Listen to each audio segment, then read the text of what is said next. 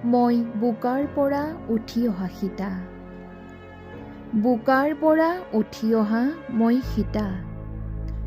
ৰূপালী কাৰেঙৰ সোণালী পালেঙত উপজা বহু কুঁৱৰীয়ে মোক কটাক্ষ কৰে বোকাত উপজা সীতা বুলি। মই উঠি আহিছোঁ বোকাৰ পৰা।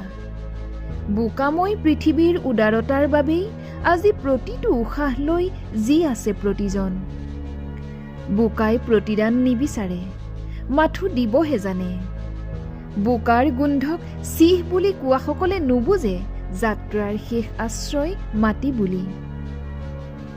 মোৰ জীৱনৰ সত্যবোৰক মই সগৌৰৱে প্ৰকাশ কৰোঁ। স্বামীৰ সন্দেহৰ অগ্নি পৰীক্ষাটো দাহ নোযোৱা, বিপদ সংকুল গহীন বনতো নিৰাপদে যি থাকিব পৰা, 10 মাহ 10 দিন সন্তানক গৰ্ভত লৈ জীয়া যন্ত্ৰণাত সেউজী আশা বুকুত পালি থকা বোকাৰ পৰা উঠি অহা মই সীতা। মোক সোধা, জুইৰ লেলিহান শিখাতকৈ স্বামীৰ মনৰ সন্দেহৰ জুইৰ তাপ কিমান বেছি হ'ব পাৰে?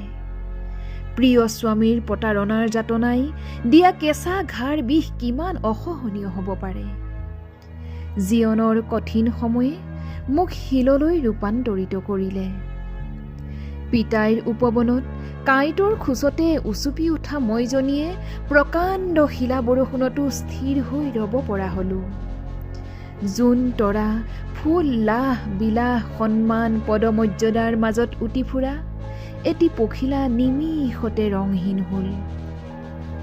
ৰংবোৰ এনেকুৱাই, এই আহে এই যায়, পলকতে হহুৱাই পলকতে কন্দুৱাই।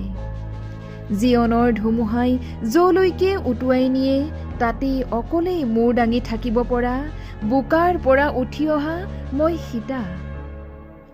নিসংগতাই মোৰ শক্তি সাহস। বোকা চিনি নোপোৱা শিপা পাহৰা মানুহৰ উপলুঙা তুচ্ছ তাচ্ছিল্যবোৰ মই গ্ৰহণ নকৰোঁ। বুকুখন নিকা কৰি থওঁ। সকলো সুখেৰে শান্তিৰে থাকক, উৰুষা পজাত এয়ে প্ৰাৰ্থনা কৰোঁ। কাৰোলৈ আক্ষেপ নাই, নিৰ্মল আন্তৰিকতাই বুকু তিয়াই থওঁ। কোমলি থাকোঁ মানুহৰ বাবে। মই যে কোমল সুগন্ধি বোকাৰ পৰা উঠি অহা সীতা। ধন্যবাদ।